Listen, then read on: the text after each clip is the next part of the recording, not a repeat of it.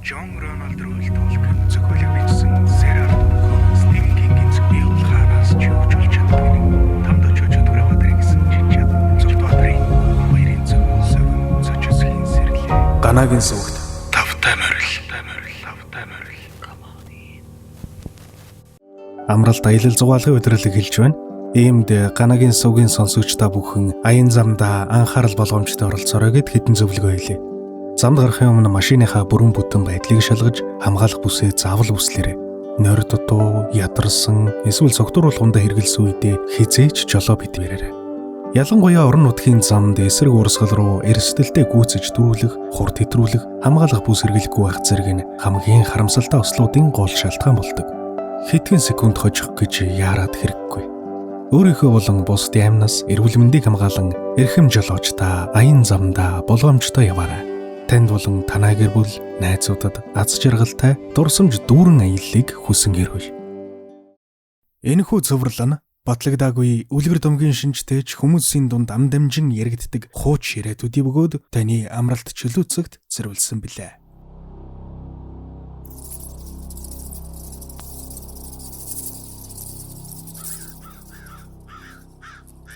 Би одоо 20 настай эмэгтэй оюутан. Бараг л бага ангиас эхлээд сүнсэн даруулдаг байсан гэхэд хэлцдэхгүй. Намайг 13, 14-тэй байхад манайх оршуулгын газартай их ойрхон газар хашаа хатгаж амьдарч гэлсэн юм. Гэвч миний хувьд яг энэ үеэс жинхэнэ хардарсан зүд шиг амьдрал хэлсэн юм да. Оршуулгын газартай ойрхон болохоор 9 бусын сонио хажиргалтай зүйлс их харагдана. Тэгэхэд би дөнгөж 7 дугаар ангийн жаах охин байлаа. Нэг өдөр хичээлээ дараад гэрэлүүгээ эгнээ дамжин алхаж явтал нар жаргах төгч гисэн байна. Гэнэ тарда хүний хөлийн чимээ сонсогдохоор нь би дотроо өшгөтэй хантай амар гэж бодоо тайв алхаж байл. Нар ерөн л шингэж гисэн бүрэнхээ болж байхад би аажуухан алхасаар л байл. Гэтэл манай гэр ойрдох тусам артива хүний алхааны хурд улам бүр ширүүсэж игэлснийг би тэрхэн үед л анзаарсан. Дотор сонирхол яг хашаараа гоорхын алдад ард яваг хүн бараг л гүүж байгаа юм шиг надад маш ойрхон ирсэн чихэн тодхон сонсогдсон. Би ч сандарсандаа хашаараа гоороод шууд гэрэлүүгээ гүүгээд орчихсон. Хашаанд ормогц өнөөх хүний хөлийн чимээг нь тасарчихсан л та. Жаахан хүүхэд байсан болохоор нэлээд сандарсанж гэрт ороход хинж байсангүй харин гэрэл асаалттай байв. Удалгүй ээж гаднаас орж ирээд миний өхөө яасан урдан гүйж орж ирж байгаа юм. Нохон төгсөн юм уу гэж асуухт нь би нохоо байсан бол хамаагүй амар байхгүй юу гэж бодсон ч ээжээс ээж та хаана байсан намайг гэрлүү гүйж орж ирэхийг яаж мэдсэн гэж асуусан. Ээж 0-д байсан юм шүү дээ л гэлээ. Манай 0 хашааны зүүн урд урагшаа харсан байрлалтай. Харин гэр баруун хойно байдаг байсан болохоор 0-оос хашааны цаадах хүн машин дэргэгээд бүх зүйл өөрөөр хэлбэл намайг алхаж явах үед бүрэн харах боломжтой байж. Би ээж та сайн намайг харсан уу? Миний араас хүн дагаад байсан штэ гэсэн чи ээж юу яриад байгаа юм? Чи ганцаараа хурдаа алхаж байсан хашаараа ороод шууд л гүүгэд гэртээ орсон штэ гэсэн. Би ээж гайхаж саяны болсон явдлыг ээжэд бүгдийг хэлдэг ч юм уу гэж бодсноо. Зөөц дими мэрж загнуулна гэд дүүг өнгөрсөн. Оройн орондоо орж хөвтлээ. Би гэрийн баруун талын модон орон дээр унддаг. Аав ээж хоёр болохоор хойморт унддаг байсан юм. Тэр шөнө би яг л орой гэрлүүгээ харж явсан үйл явцаа кино үзэж байгаа юм шиг хажуунаас нь харж зүудэлсэн. Тэр дагаж байсан зүйлийг биш, яг өөрийгөө хажуунаас нь хараад эсэргэлдэ. Тэгээд тэр зүудийг шөндөө бараг 3-4 удаа давтаж зүудлээ цэрсэн. Өглөөс ирэхэд шүнжин гүйч гисэн юм шиг хамаг би хөлөрчгсөн байхыг хараад их гайхсан да. Өдөр нь хичээлдээ явахдаа орой тараад яаж ирэндэ гэж бодхоос л айдас төрж байв. Гай газар дороос хэгчээр яг тэр өдөр би ангийн жижүүрээр таарчдаг байгаа. Жижүүр хийж дуусгаад сургуулиас гарахад аль хэдийн нар жаргаж байл. Манай сургууль гэр хоёр нилээн зайтай. Манайх игнээнийхээ нилээд сүулд байдаг айл. Годомчны нэг игнээнд 20 айл байдгаас манайх 16 дахь хашаа. Тэр үед манайх яагаад ихний 5 хашааны нэг байж болоогүй бол тоо гэж их л бодож байлаа. Ингээд годомж руу ороод нөгөө зүйл дахиад гараад ирвэл яах вэ гэж айсаар нүдэндээ нулимстай алхаж байтал 10 дахь хашааны хажуугаар өнгөрөхөд өнөөх хөлийн чимээ дахиад л сонсогдож гэлсэн. За одоо ингээд өнгөрчтэй гэж бодоод айж байтал ашгүй өөдөөс нэг машин ирж яв харагдсан. Гэрэл харсан хүн чинь баярлсан дааж гихүү зөрг орсон ч юм уу хар хурдаараа гүйгээд хашаарга орсон. Өнөөх зүйл машины гэрэл гараад ирэхэд сонсогдохоо болчт юм билээ. Гэртээ орж ирэхэд гэр харанхуй байсан. Ээж эмнэлгийн дугойч болохоор 24 цаг гараад 24 амраадаг ээлжтэй байсан болохоор тэр өдөр ажилдаа тарж илдэ. Би аавыг ирэхийг хүлээж хэвтэж байтал нэг мэдхэд ундчихж.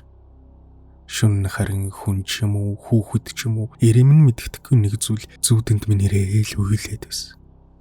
Би түүнийг аргадаад ч байгаа мó яагаад ч байгаа бүү мэд байсаар өглөө ээж ирж миний охин босороо гэхтэн л эсэрсэн.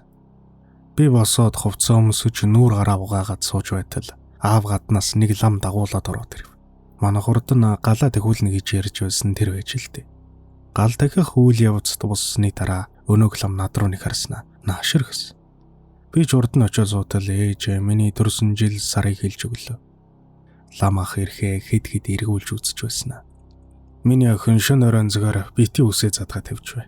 Эмэг зүйлтгөө бити явж бай гэсэн. Тэр үед би өөрийгөө дандаа эмэггүй явдгаа бас ус маань тайрмал болохоор сүртэй боодгүй байснаа гинт ойлгосон. Юу сонсож юу мэдэрч зүудэлсний хэлэх үү яах уу гэж бодоод сууж байтал лам ах өөдөөс харснаа. Анх нь бүгдийг мэдж байна гэдэг байгаа. Би дотроо хөөх нэрэ мэдээд байгаа байх та гэж гайхаж суутал. Сүнс сүлтий чинь дуудна гэд ном уншиж миний бүсэнд өнгөнгийн будаа чулуу хийж өгöd бас хамгаалт гээд улаан утас хүзүүнд зүүж өглөө. Тэгээд хэрвээ гээгдчихвэл бити хайгаарай гэж захив.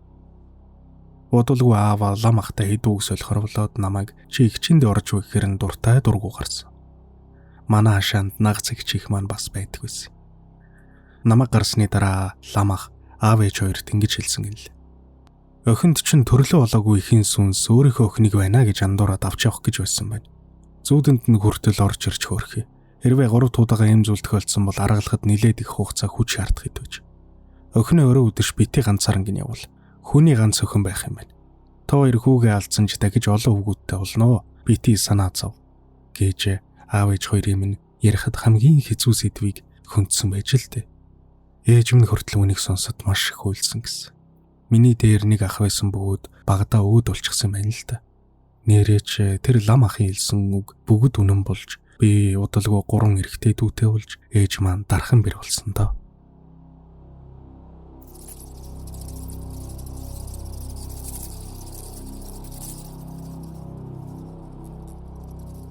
Сайн байна уу? Би танаас өвгийн байнгын сонсогч байна. Одоо би 20 настай. Энэ явдал намайг 17 тавгад тохиолдсон юм. Би 9 дугаар ангид төгсөөд ээж ахыгаа шахалтаар хөдөө гарлаа. Хөдөө гараад жил гаруй болсны дараа энэ явдал болсон юм л да. Манайх их олон малтай хийшингийн хөндийг их газар нутгалдаг байв. Манай нагацх бөөхөн баг. Байнгал сахиусаа залаад удмын балчрууд бидэнд засал хийж өгдөг байлаа. Тэр зүүн ахынх хийшингийн хөндийн наах нь цэгээ нуургих тойрмын хойхон дууссан юм. Цагаан шавартай болохоор бороо орохоор тогтоол ус нь яг л сүүтэй цаашиг цагаан болчихдог учраас цэгээ нуур гэдэг байсан.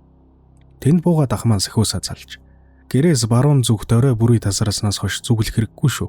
Тэгэх үед олон лам нарыг цаг бусаар хөнөөсөн газар юм байна. Шөнө оройн цагаар лам нарын сүнс нь бурхад шашны эд зүйлсээ хамгаалan босч ирдэг бололтой гэж хэлдэг юм да. Хүүхдүүд үдэж заа гэд тэр үедээ тэр зүг рүү огт зүглэхгүй байл. Ер нь өдрийн цагаар хонь малд явах үедэж эргэн тойронд нь ширэлж ургалсан, хагарсан тогоо зулын цогц зэрэг зүйлс тааралддаг. Их л эвгүй өндий харагддаг байл. Ингэсээр намар цаг боллоо. Манай хөргөө ах хаяа баалгачдаг хүн. Тэр үед архиа уугаад хэд өдрөөр хаалга болчихж. Ингээд жирэмсэн ихч бит хоёр л гэртээ үлдлээ. Тийм л нэгэн орой хонь маань хотолдгүй. Би өдөржингөө эмнэг морьтой явсаар орой 10 цагийн үед гэртээ ирэхэд ихч хонь отлоогүй байна гэсэн.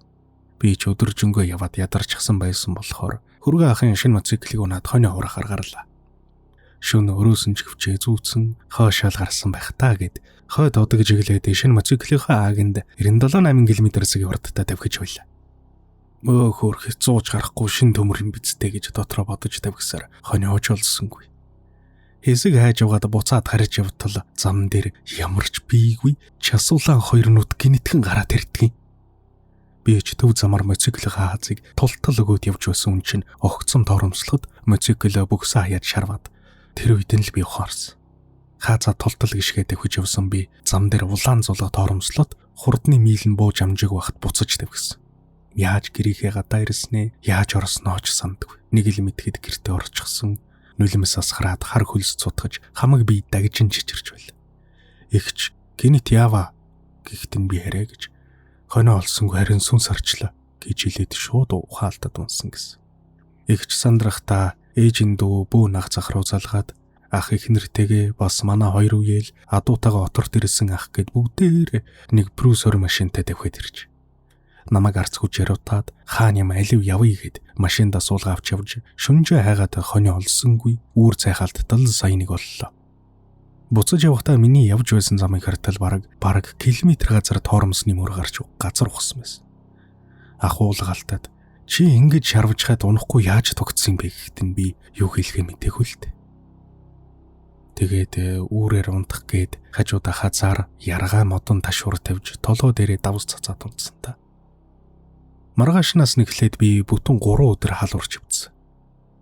Ах ч үйл хийхээр боллоо. Эхний удаа гэрийн баруун хойд толгой дээр гарч бөөлөөд орой тэндээ үйл хийсэн. Бүтэн хойноор үйл хийхдээ газар луу саргадна гэд шүүс харгууллаа. Оройхон нар буухалтад нөгөө газараа чахтаг татаад тэндээ бөөндөө сууж үйл хийсэн. Буцахтаа толгой дээрээс хүн бүр барим чулуу аваарай гэсний дагуу бид чулуугаа авч шөнө ахын дахин үйл хийсэн л дээ. Ах дараа нь нуруунд дээр улаасан сэлэм тавьж сүүд усааж ариусгаад барцад арилгана гэд хэд таашуурсан. Ингээд гэртвэсэн бүх хүмүүст хамгаалт хийж өгöd ахиж тэр зүг рүү хамаагүй явж болохгүй. Явах шаардлага гарвал хоёулаа явж вэ гэж захиадүүлээ дуусгасан юм. Бөө мөргөл гэдэг ер нь их учиртай хэлсэн зүйл нь яг таг таарч байсан шүү. Би ч маш их сүсгэлдэг болсон. Тэр үедээ засал үйл хийлгээгүй бол дараа нь юу болох байсныг ёстой чөтгөр сүнсэл мэдэх байсан бизээ. Би одоо 19 настай. Надад тохиолдсон хачин жигтэй зүйлсийг бүр ихнээс нь анхны дурсамжнаас хуваалцъя. Намайг 3 настай байхад манай аав нас орсон юм. Аав маань хүнд өвчнийг ялан дийлж байсан түүхтэйч 2011 онд ээжийг ховд руу яваад ирэх хооронд ердөө 7 хоногийн дотор эвэрүүл байснаа гинэт хэвтэрт орчихсон үхэхийн агуур байсан гэдэг. Манай аавын ээж буюу эмээ маань бөөгийн их сүсэг бишрэлтэй. Тухайн үед чинь хүссэн болгоно бөө болдог үе байлаа. Ээжигээ зүүд аав дээр онгод буулгах ухааны юм хийсэн шиг байгаа юм. Сүүлд биднийг үзсэн нэг бөө аав нь бөөгийн онгодтой хүн байж даанч цагтаа аваагүй учраас амиараа төлсөн. Энэ хүнд дахиж эрэхтэй удам заяхгүй. Харин том охин нь бөөгийн онгодтой төрн 16 наснаас нь анзаарагдаж эхэлнэ гэж ээжид хэлсэн байдаг. Үүнийг ээж надад саяхан жилийн өмнө л хэлсэн. За ингээд миний хамгийн анхны дурсамж анхны тохиолдлоос хэлээ. Аавыг маань авралгүй болсныг мэдээд ээж эмнэлэгт өнгөрүүлэхгүйгээд гэртээ авчирсан байл. Би тухайн үед 4 нас хүрээгүй 3 та жаах хүүхэд. Орой газар хэвсэн дээр суугаад тоглож байв. Нэг настай дүү маань унтчихсан, ээж гал тогоон толгоогоо бариад нэг л тийм гонигтайхан суусан. Харин аав орон дээр амьсгалан тасалдаа твтэж байлаа. Би энэ бүхнийг маш сайн сандаг. Хэвсэн дээрээ тоглоод сууж байтал орон дээр хэвтэж байсан аавын минь биенээс аав яг өөрийнхөө дүрээр хөвж гараад онгорхой байсан цонхоор гараад явчихдаг юм байна. Би тэрийг хараад ээжээ аав цонхоор гараад явчлаа гэхэд ээж үйлээд аав нь тэнгэр рүү явж байгаамаа гэж хэлсэн. Тэрнээс хойш би орой болгон унтахдаа аав эргэж ирнэ цонхоо бити хаа гэд хаалгадаг байсан гэсэн. Жохоо хүүхдүүд сүнс хардаг гэдэг үнний ортой байх. Бас би ер нь муу нэрэг сүнс сүдэрт маш мэдрэг хүүхэд байлаа. Манай ээж эмээ хоёрч бас тийм. Харин өвөө дүүнерт маань өгдөггүй. Тэр нэгэн зуны өдөр эмээгийнхээ хашаа байршинд машины том хаалгыг нээчихсэн байж билээ. Гэтэл өвөө гаднаас хүзүүгөр нь цэнхэр хадаг уйчихсан хав хар ямаа хадагнаас нь жирээд оруулаад ирэв.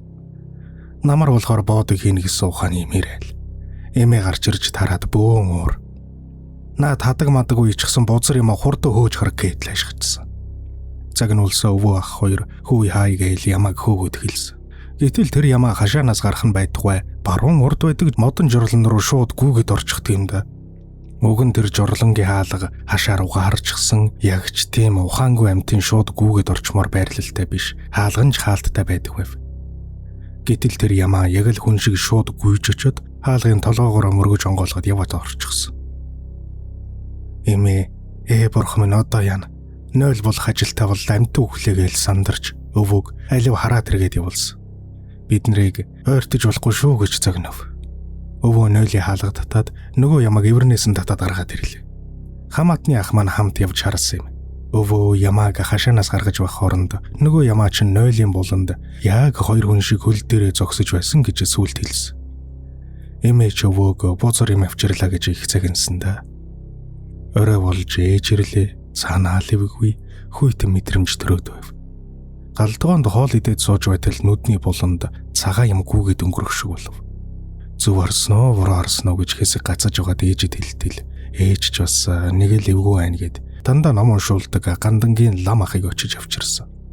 Лам ах ирээд хүний амь хаасан ямаа байна гинтрийг л лүүжин тавихаар боллоо. Лүүжин тавьж байхдаа бүх гэрэл явантраагаад нүдэн аниад суудагда. Тэгээд сууж байгаад миний нүд цаанаасаа л нэгтчих.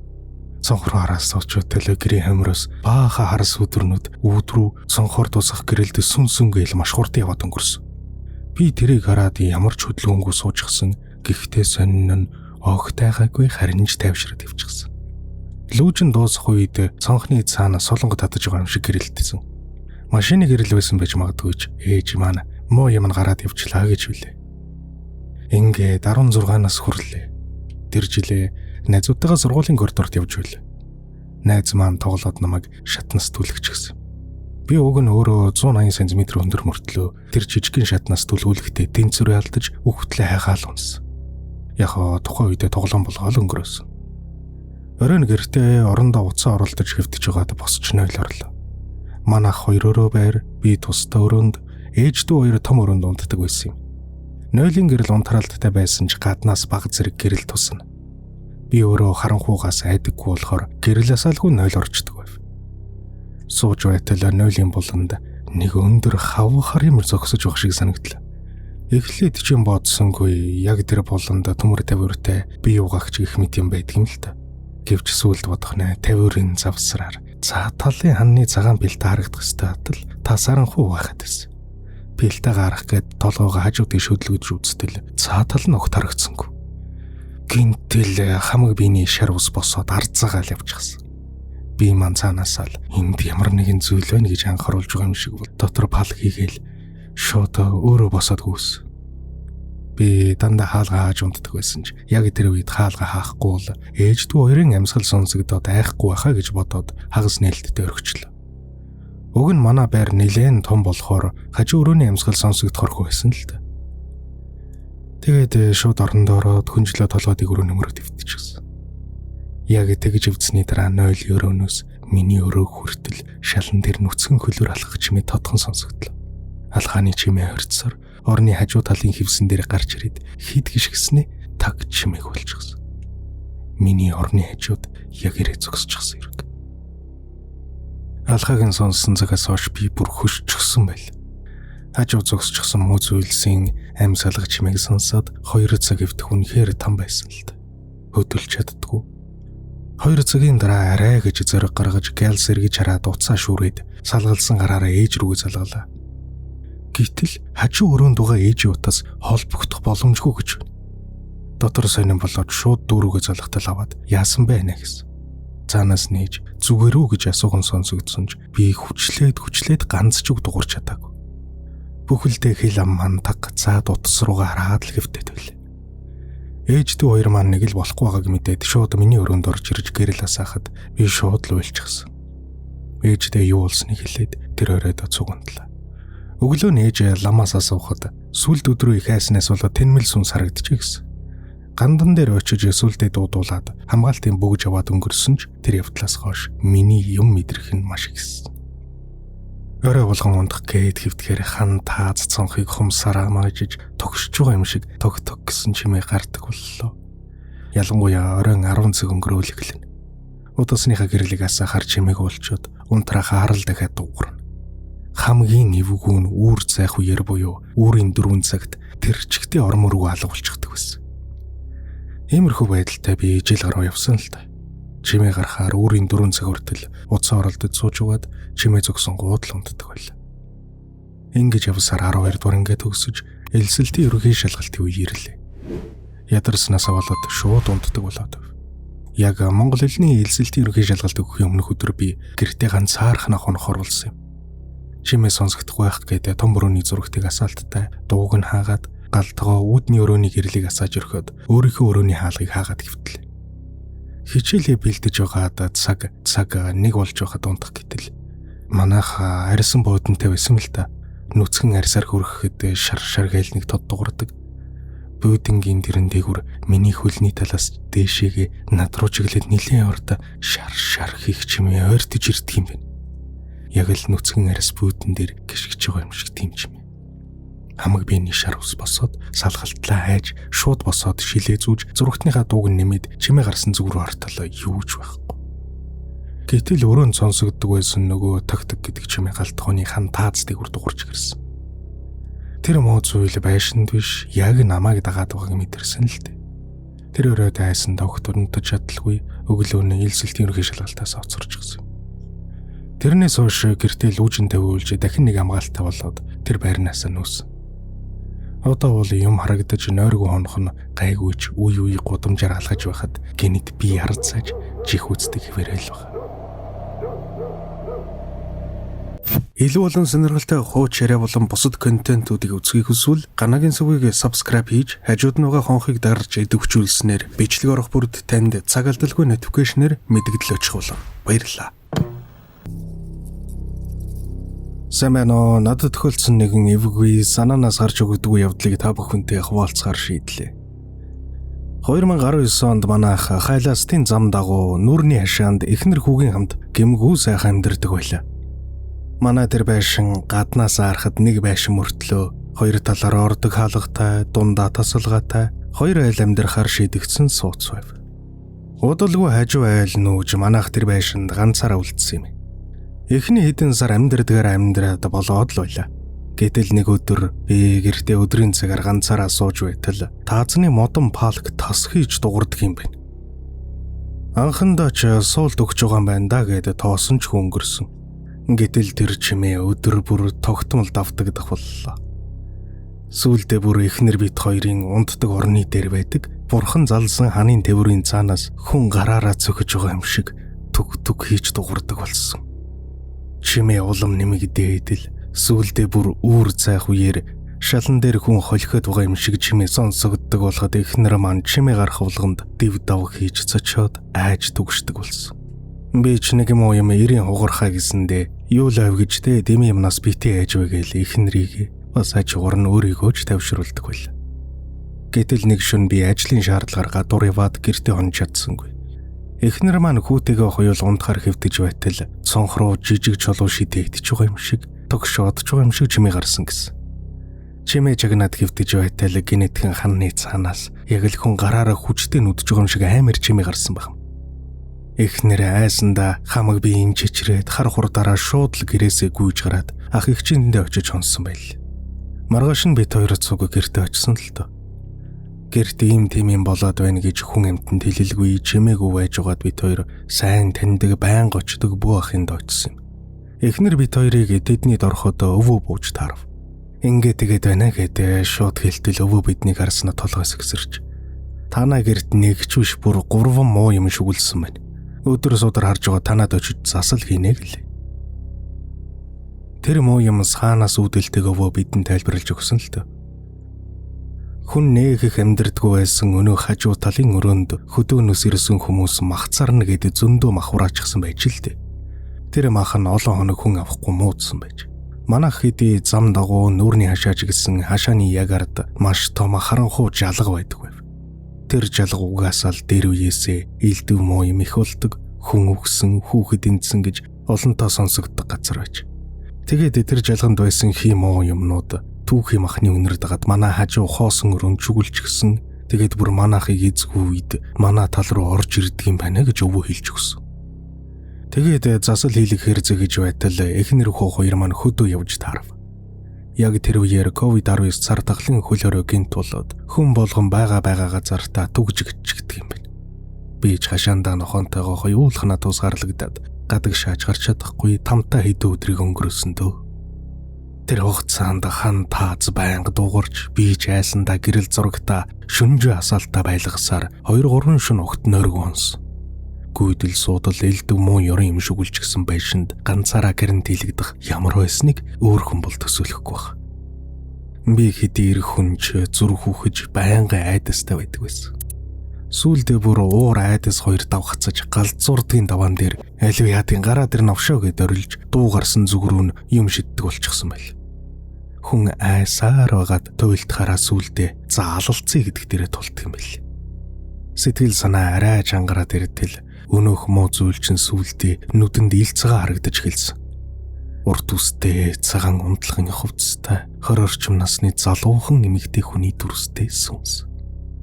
Хөл өрөө дуустал би тэр гэрт дахиад нэг ч секунд тогтож чадалгүй шууд ээж аавынд очсон л доо. Ээж намайг хараад чи ямар айхтар тураавэ гэж уулгалцсан. Аав ээжиндээ очсон тэр өдөр би амьдралдаа хамгийн сүүлд хийцээ тийм тайван амар амгалан унтснаад санахгүй нам унтаж билээ. Тэгээд удалгүй хөл өрөө дуусаад бид тэр хашаа байшингаас яравчлан гарч мянган оюутны байрны тэр хавьд 2 өрөө барих худалдаж явж орсон. Эхний жил гараа хугацаанд ямар ч элдв зүйлгүй их сайхан байлаа. Гэтэл дараа жилийнхэн цагаан сараар эхнэр хүү хоёр маань хадам аав ээж дээр очиж золгоно гэдэг дахиад хөдөө явж байгаа. Би баярын өдрүүдэд илүү их ажиллах шаардлагатай, хариуцлагатай ажил хийдэг байсан болохоор хотод ганцаар үлдсэн юм. Тэгээд нэг өдөр найзыгаа дуудаж манад нэг шил юм хувааж ууж хонохоор болов. Өглөө босоод хоёулаа ажилдаа явхаар яран нүүр гараа угааж байтал найз андаа гэрээ чин гадна алга зэлэд лонгоцсон байж тээ. Онгорхон онсон юм биш үст эвгүй юм бэ гэсэн. Би ч тохоо үедээ нэг хэн бодлого тэгжүүгээ таалга хаажглаа. Манай байрны орцсон нэг тийм харанхуй бүдэг гэрэлтэй гаднаас хүн орж ирэхдээ арнуруугаар хүү төрөгмөр эвгүй орц байсан юм л та. Гэрийн хаалга онгорхон хонсон шүн хайлаастын байшингаас биднийг дагаж ирсэн муу юм манад орчихсныг би яаж мэдгэв. Тэр өрөөний гэр дээрээд гэрлээ асааж зурагт үзээд сууж байтал өрөөний буланд байх хөгийн савны таглаг гинэд өөрөө хөдөлж дуурхан сонсогдоод нүдний буланд харагдсан. Тэгээд удалгүй цонхны зузаан хөшиг өөрөө аажмаар хөдөлж эхэлдэг юм да. Сайлгинд л хөдөлж байгаа үзээ гэж тоосонгүй. Нөгөө өрөөний цонхоор тамхи татах санаатай ортол өрөөний буланд босоо тавьчихсан байсан зүйл өөрөө тас хийгээд унчихсан тэр. Сочоод жаахан дотор эвгүй болсон болохоор зориг орох санаатай гэрт байсан нэг шил архинаас хэд татчихлаа. Архич нөлөөлөөд бие суларч айхаа болоод шууд оронд ороод унтаад өгсөн юм. Унтаж байтал миний дэрийг хүчтэй татах шиг болоод дэр шалан дээр унчихав. Нойрон дундаа бүр түүрхэн дэрг улсаал унчлаа даа гэж бодоод дэргүү чигээрээ буцаад унтсан. Шүн дунд гинэтэр шээс хүрээцэрлээ. Босоод гэрлээ асааж бие засчаад галтгооны өрөөнд орж усуучаад эргээд өрөөрөөгөө ороод тартал. Шкафны бүх хаалга цэлид лонгоочсон. Дотор нь байсан бүх хөвцнүүдийг гаргаж ирээд шалаар нэг тараагаад ичсэн байв. Миний орон дээр байсан хүнжил хүртэл өрөөний голд хэвтэж байсан. Тэгээд л би шууд өмссөн хувцастайгаа гэрээсээ хар ирчээрэгүүгээд гарлаа. Шөнийн 3 цаг орчимд гадаа тэсгэм хүйтэн байсан болохоор хаачаа мэдэхгүй баахан зогссон л д. Тэгэж нэг юм ухаан ороод машинд ороод асаагаа дотор нь хэвтэж байгаад унтчихсан. Нэг зэрэхэд аль хэдийн нармандчаад өдрийн 11 цаг үе болж байсан. Би гэрлэгөө орж тарсан хувцас хунраа хурааж гэрээ бошуухан цэвэрлэж дуусгаад шууд өнөөх бөө ахынд очлоо. Ахыг гэртээ дагуулж авчираад их том засал хийлгэсний хүчинд тэр муу зүйл манахаас бүр мөсөн зайлж дахиад ямар нэг элдв муу юм болохгүй ямар жимэр болсон л та. Одоо манах тэр байранд байдаггүй. Зараад өөр газар шин байр авсан. Төгсгөлд нь хүмүүс зохиж хэлэхэд хэрвээ таны гэр оронд ямар нэгэн сонин үл тайлбарлагдах зүйл болж л байгаа бол цаг алдалгүй мэддэг чаддаг үнээр нь хурдхан засал хийлгэж муу зүйлсийг гэрээсээ зайлуулж байгаарай л гэж хэлье.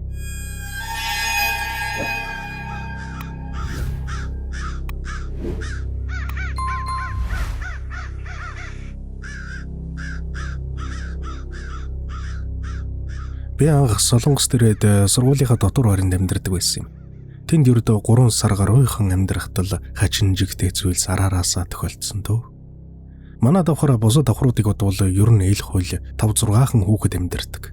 Над таны илээд 3 Монгол, 2 Вьетнам, 1 Непал, Нэг нь болохоор миний өрөөний хүн надаас хамаагүй бах энэтхэг залуу.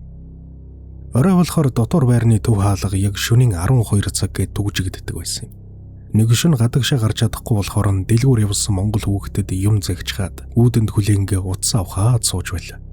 Шөнийн 2-3 цагийн үед гинэт урд талын автомат хаалга өөрөө аачмаар онгойгод нэг өхөн ороод ирдэг юм байна. Уг нь тэр хаалгыг дотороос нь заавал товчлуур дарж ууж онгойлгодог.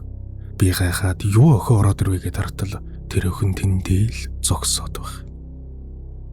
Үүдний хүлээлгийн өрөөнд гаднах орчныг харуулдаг 4 камерын дэлгэц байдаг байсан болохоор гайхаад камер руу хартал тэнд огтхон байсангүй. Хамаг би эвгүй өргөөд доторж их үтсээ идэл явж гал. Дэлгүүр явсан хөөхөд рүү шууд андаа би өрөөрөг орлоо чи ирэхээр өөр хүн дуудаж хаалга онгойлгуулаарай гэд мессеж үлдээсэн. Өрөөндөө ороод за зүгээр дэлгэцэн гацаад гадаа байгаа хүн харагдаг бах гэж өөрийгөө хуурж тайвшруулахыг хичээсэн. Удалгүй дэлгүүр явсан найз маань өрөөнд орж ирэхээр нь дөрөвний явдлыг асуутал өөдөөс. Юу охин намайг доороос алгаад ирж байгаа чи өөрөө үүдний хаалга онгойлгочихсан ганцаараа зогсож байсан шүү дээ гэдэг юм бэ. Дотор пал хийгээл явжлаа. Тэгэл цаац мэлдэв юм бодож өөрийгөө улам айлгаад яхав те гэд тэр явдлыг мартахыг хичээгээд өнгөрсөн. Гэвч яг 7 хоногийн дараа хувцас угаахаар угаалгын өрөөрөө алхаж явтал найз маань араараас нэрээр дуудах шиг боллоо. Яав гэд эргээд оратал найзын маань ард байхад сонхны цаана өнөөхөн яг зогсож байдаг юм да. Уг нь манай давхар чинь 5 давхар шүү дээ. 5 давхрын сонхны цаана хүн зогсож өнөх төсөлтөө.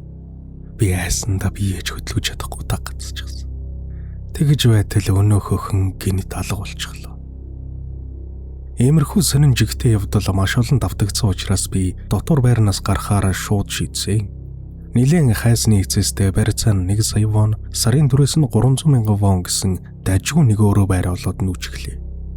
Тэндээ 4-5 сар амьдраад болоод л байсан юм. Гэтэл тэнд бас л эвгүй зүйлс хэлсэн. Шөн дунд хаалга тогших, ганцаараа байхад хөрөгчний хаалга өөрөө тас хийтэл савагдах гэх мэт. Удалгүй хүмүүсийн хэлдэхээр сүнсэн даруулдаг боллоо. Нэг орой орондоо ороод утсан дээр аимшигын өгүүлэг тавиад чагнж хэвтээ дунтаад өгч. Гинэт нэг сэрсэн шөн танс харанхуй болчихсон байна. Эргэн тойрны хараад хэвтэж байтал үүдний харанхуй болонд нэг сонин дүрс харагтаад ивчлээ. Нүдээ онийлгоо тодруулаад харсан чинь нэг амар бөхтөр нуруутай зүйл над руу хуруугаараа заагаад зогсож байдаг юм да. Би хөдөлж чадсангүй айсандаа нулимс урсаад л хараад хэвтээд байсан. Тэгсээр нэг юм үүр цайж өглөө болонгууд гайгүй болохоор нь шууд хамгийн мабаглаад найзынх руу явсан. Байрны гэрээ дуустал би тэнд дахиж ганц ч шөнө очиж хоноогүй хайчихсан. Харин энэ жил манай үеэл Солонгос төрөөд бид хоёр цугтаа нэг байранд орсон. Одоохондоо элдв сонин хажим мэдрэгдээгүй амар жимрэл байна дөө.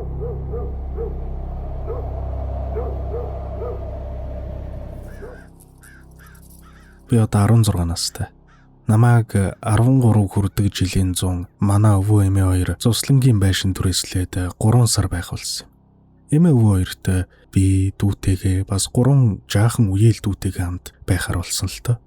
Тэр хавьд нилээд олон байшин байх боловч дотор нь хүн амьдардаг нь тун цөөхөн намгүм газар байл. Тиймдээ ч ойр хавьд халуун усны газар ч олдохгүй хэцүү. Иймээс бид 5 хоног цусландаа байж агасуудын сая өдрүүдэд хот руу гэрэлүүгээ харж явахар болсон юм. Тэр цуслангийн байшинд анх хөл тавихтал надад дотор зарс хэмээр сонин мэдрэмж төрөд байсан. Яагаад гэдгийг ч мэдэхгүй. Дүүгээсээ чамд хачин мэдрэмж төрөхгүй байна уу гэж асуудал нөгөөх маань шинэ газар ирчихсэн бөөн баяр хөөр болоод намайг тоож байгаа шинжиж алга. Би дотроо дэмий юм бодож өөрийгөө айлгаж тэгээд өөрийгөө тавьшруулад дотогш орлоо. Аав ээж авгыг ч гурван маань байшин дотор хөргөгч хэвс ширээ сандал зурагт хүнжил гудас хүнсгээд ойр зургийн хэрэгцээ зүйлсийг оруулж төвхнүүлж өгчгöd хот руу буцсан. Тэднийг явах үед нар аль хэдийн уулын цаагуур орж байлаа. Манай түрээсэлсэн байшин 2 давхар их том. 2 давхрын өрөөнд би тусдаа ганцаар орохор болж хажуу талын өрөөнд дүү маань нэг үеэлтэйг хамт орохор болсон юм. Угаана 2 давхар маань 3 өрөөтөлт. Гэвч байшингийн эзэн анх түрээслэхдээ энэ цоочтой өрөөнд юусоо орж болохгүй шүү гэж сануулсан. Биднийг яагаад гэж асуухад дотор нь элдэв хог навш байгаа. Зүгээр л тэр өрөө рүү бити ойрторой гэж товч хариулсан да. Харин нэг давхарт хоёр өрөө байх бөгөөд нэгэнд нь өвөө эмээ хоёр маань хоёр жижиг үеэлтэй хамт орж нөгөө өрөө нь галтгоо байл. Галтгооны цаахан талд маш жижигхэн харанхуй галын өрөө байрлана. Тэнд хонсон эхний 2-3 өдөр ямар ч асуудалгүй амгалан давин л өнгөрсөн. Тэгээд л дараанаас нь өнөөх хажуу талын цоочтой өрөөнөөс шүн болохоор л элдв сонин дуу чимээ сонсогддог болсон. Миний өрөө 2 давхрын 3 өрөөний яг голынх нь байсан болохоор би анх 2 дүүл шуугилтаад байгаа үз гэж бодоод нэг тоогоогүй. Тэгтэл нэг шөнө 2 давхарт цуг байдаг 2 дүү маань айгаад байна гэд нэг давхарт өвөө эмээ хоёрын том өрөөнд хамт унтахаар доошо буучлаа. Би бас өвөө эмээ дүү нартайгаа хамт унтахыг хүссэн ч өрөөнд нь багтахгүй байсан болохоор тэр том байшингийн 2 давхарт ганцаараа онохор болсон. Уг нь ч айж эмээгээд байхаргүй л дээ. Тэгээд ч тэр өдрөө сайхан өдөр байсан болохоор би бас нэг хэн бодсонгүй. Тэр шөнө эмээ доо давхарт интернетээ унтрах мартчихсан. Бас миний утас дүүрэн зэнэгтэй байсан болохоор би баярлал утсаараа бичлэг үзэж дуу сонсож тоглоом тоглож шивтлээ. Шөнийн 3 өнгөрч 4 цаг болохын ханалтад өнөөх өрөөнөөс чимээ дахиад л сонсогдож эхэлсэн. Өмнө нь сонсогдож байсантай яг ижилхэн хүний алхах чимээ бас ямар нэг юм шалан дээр түдгийн унах дуу. Яг ундах гэж байсан миний хамаг нойр орм өргөө алгуулж зүрх түгшээд явчихлаа. Би эхлээд 2 дүүгээ гэж бодсон ч тэр хоёрыг доо давхарт унтж байгааг санаад гинэт хачин болж айсандаа хамаг бицаарс гэсэн. Өөрийгөө тавьшруулах гээд магадгүй доо давхраас нэг нь дээш гарч ирсэн болов уу гэж бодсон ч энэ хуучин байшингийн модон шатан хүн явхад ямар чанга чахарч дуурдаг билээ дээ. Тэгэхэд шатны чимээ огт хараагүй. Сага 4 болж байсан тул гадаа үүр цайж эхэлж байлаа. Жохон л айцаад исчүүл эмээгийн босдог цаг болно доо гэж бодоод хүнжилтөө шургаад чихээ таглаж явцсан. Өнөөх түд хийж унах чимээ ганцхан удаа сонсогдоод өнгөрсөн ч алхах чимээ нь огт тасарсангүй. Цаг арталаа эмээгийн сэрэг цаг болоход 40 минут дутуу. Амьдралдаа цаг ингэж удаан өнгөрөхийг үзсэнгүй. Байн утасныхаа цагийг шалгавч минут урагшлах шинжгүй. Гэтэл өнөөх алхах чимээ миний өрөөний үүдэн сонсогдоод эхэлдэг. Түрүүн арай бүдэг хол сонсогдож байсан бол одоо яг өрөөний хаалганы гадна ямар нэгэн зүйл холиход байна. Алхахаас өөр ямар ч чимээ алга. Эмээгээ дээшээ гараад ирээсэй гэж залбираал хэвтээд байл.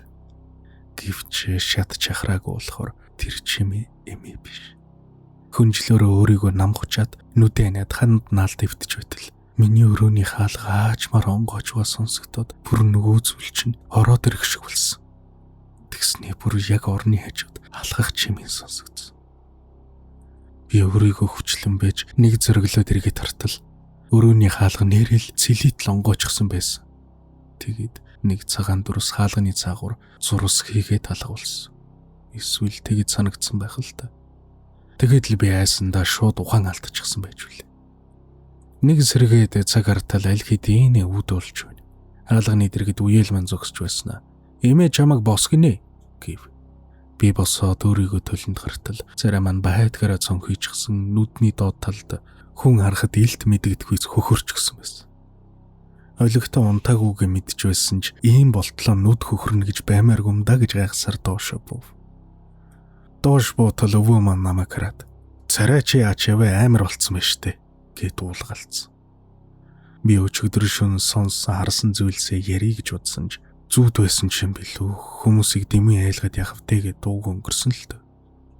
Хоолоо идчихэд байж байтал эмээ намайг дэлгүүр яваад ир гэхээр нь өрөөрөөгөө уцаа авахар гартал өрөөний манд цонх цэлийтэл онгоочгсон байсан.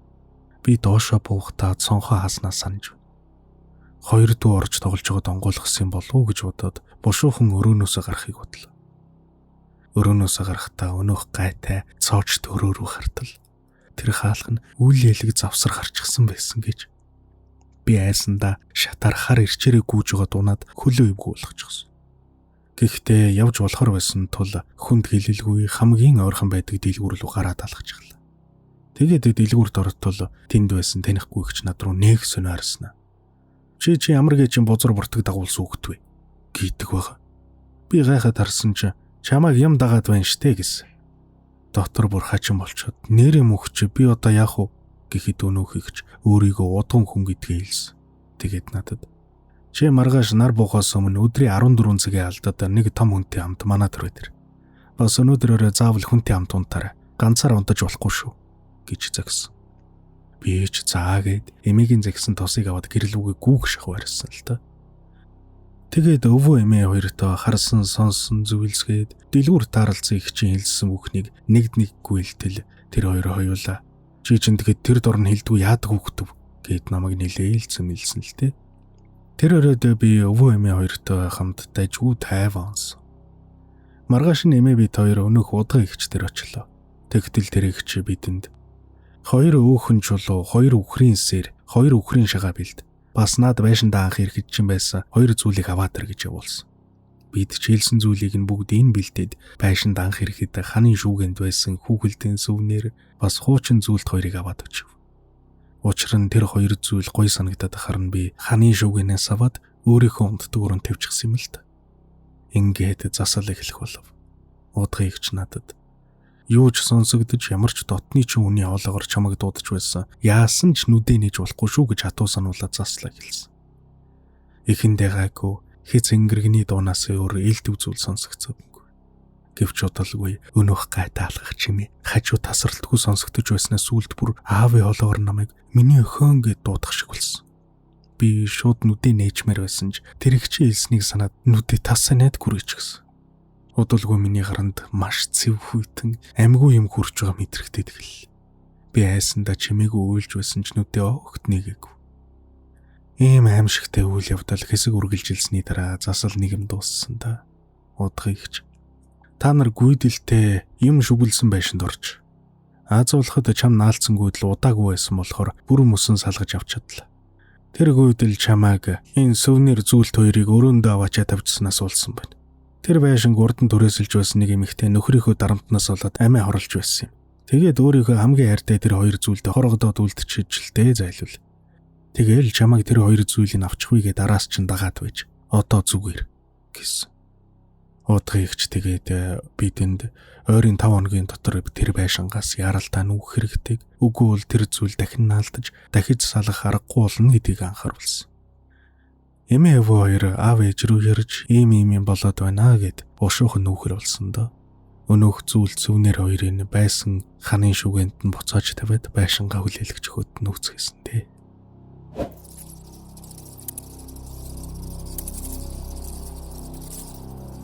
Дахиад сайн байна уу?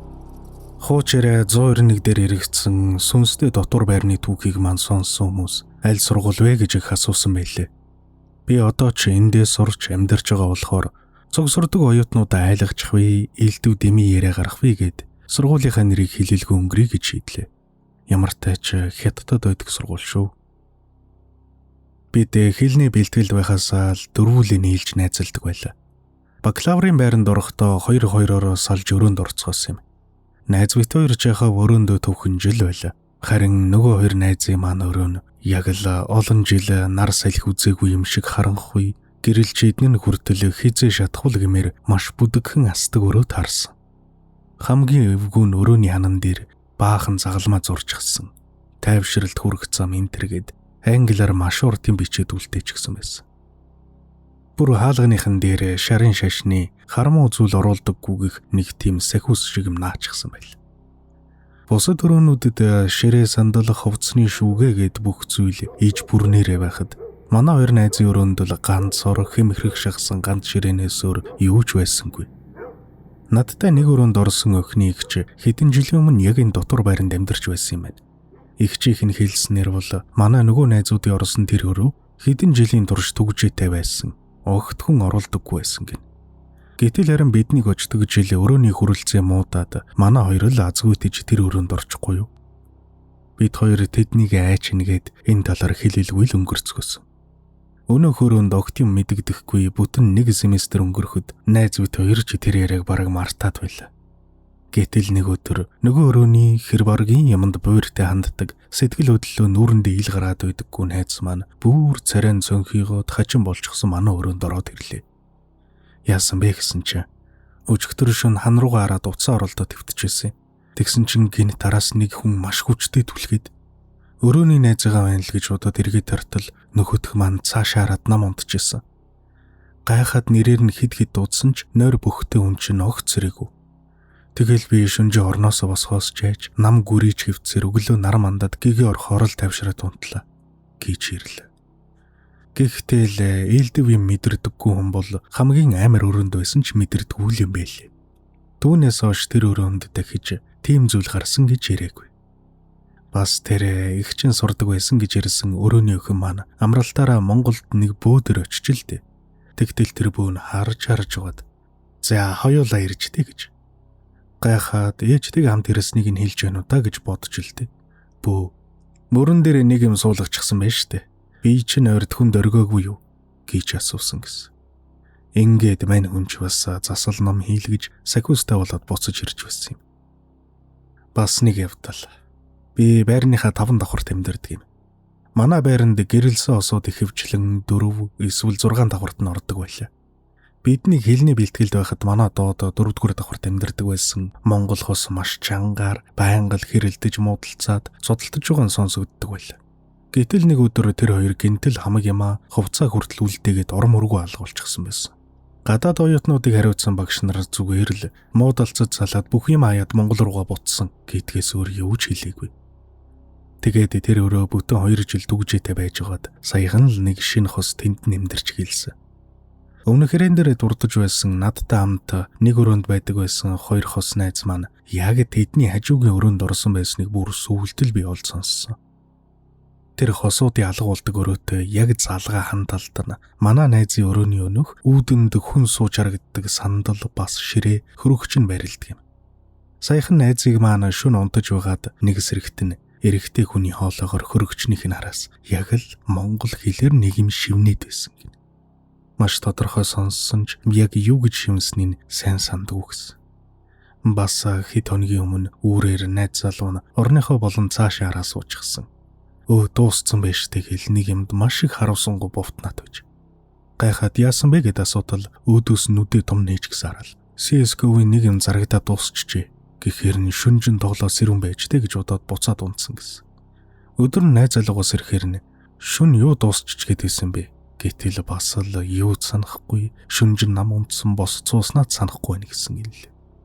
Би болохоор энэ байрны нөлөөнөөс болоод хүмүүс зүүдэндээ босч яваад зүг зүгээр сэрэн хүн шиг элдэв юм яриад явдаг өвчтэй болчтой юм байх таа л гэж үзсэн.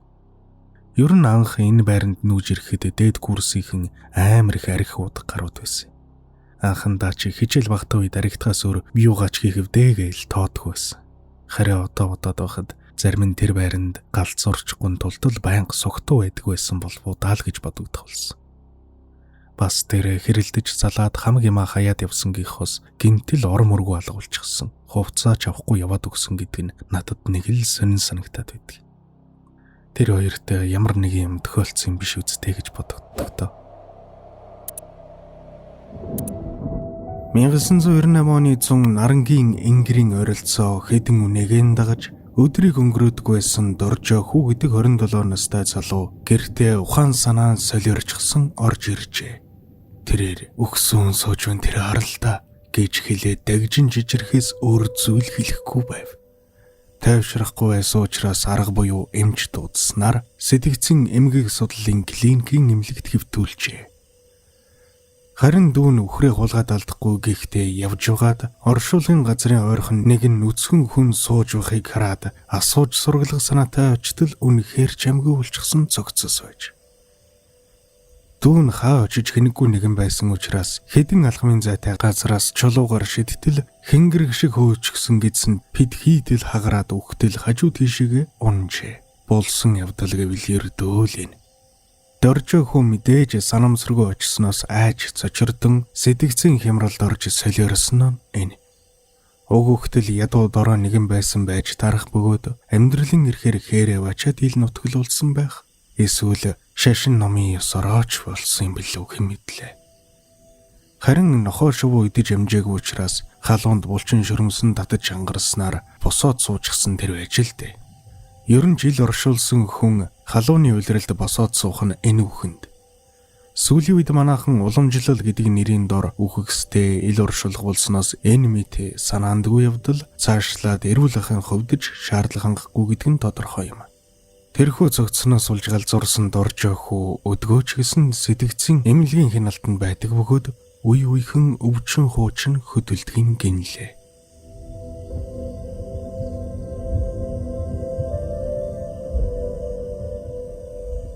Нар буцхадэр Жамбал гэдэг өвгөн үлээс тань эцэст байдаг гэрлүүгээ сайлын 2 хүнийгэн тууж явтал өмнө нь чармайн үцхэн хэдэн сартай болов гэмээр хүүхэд уйлаад сууж байжээ. Гайхаж боломгдсон Жамбал өвгөн хэсэг эргэлцснээ арга буюу тэврээд авч. Уйлж байсан хүүхэд гинэтхэн чимээгүй болоход өвгөний нүдэнд нэгэн содон зүйл тусав. Хэдхэн сартай няраа гэмээр мөртлөө амаараа дүүрэн яралцсан шүдтэй агаад соёотой байх нь нүдэн тусахад ард засгийн зочоод ахиулан ажиглахад уруул дээр ховл буюу хүн нь байхгүй гүлж харав. Бөгч өтгөргөсөн бодол тэрхэн зурс хийгээд айж хэрдгийсэн өвгөн хүү гая зүхтах гэтэл биерүүн уусах мэт ороод замхран арилжээ. Тэр агшинд толгойн эргэж гал цэглган цэгэх мэд маналдсан хоолой наргаж ер бусын зүйл давтаж нүдэнд нь үхтлүүд харагдах шиг болов.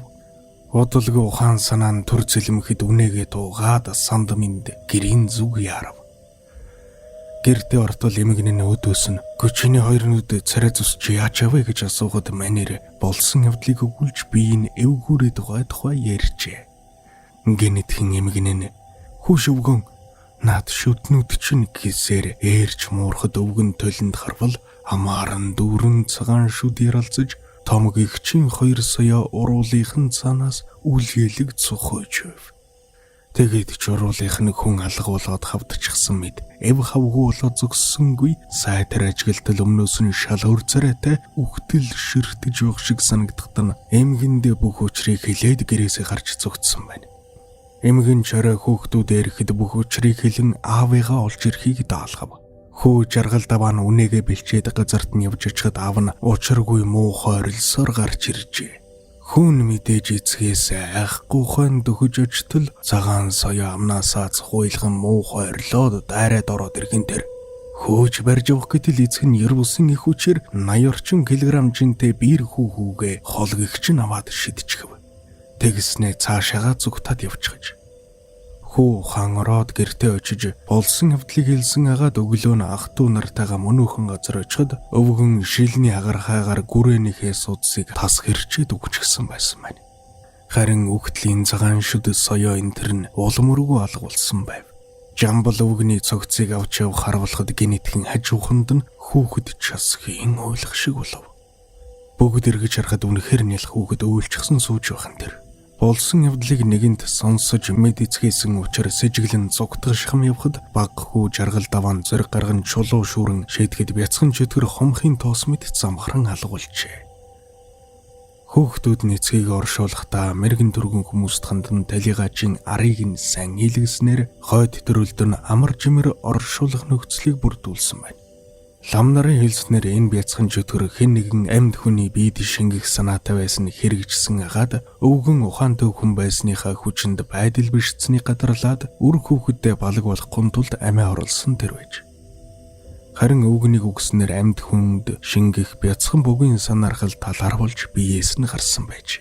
Одоо ч гэсэн үлээстэн аманд харуу бүрийгээр нялх хүүхэд часхийн уйлдэг тухай тэмдгийхэн өөр зураа ярьцгаадаг гин. Гэхдээ нялх хүүхэд бүрийг богж өдөр хэмээн эндүрч хатуу сэтгэл гаргах нь зүйдний эцэггүй гэдгийг бас мартаж болохгүй байлгүй. Та бүхэн миний бэлтгэж өгөх контентуудыг YouTube-ийн ганагийн сувг хэмээх энэхүү чаналаас л үзээрэй. Өөр газраас бити үзээрэй гэж зөвлөө. Зөвхөн YouTube дээр үзснээр л ганагийн сувгийг дэмжиж гинэ гэж ойлгож болно. Маш их баярлалаа. Мөн subscribe дарж тажууд нөгөө хонхыг идэвхжүүлэх юм бол миний хийсэн бичлэг болгон цаг алдалгүй танд notification-аар очихулна шүү. Баярлалаа.